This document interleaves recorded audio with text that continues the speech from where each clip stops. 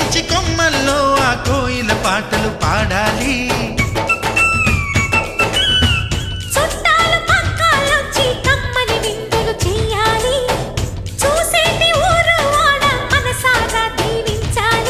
నలుగురు కలిసి చేతులు కలిపి మన కలలన్నీ పండించాలి.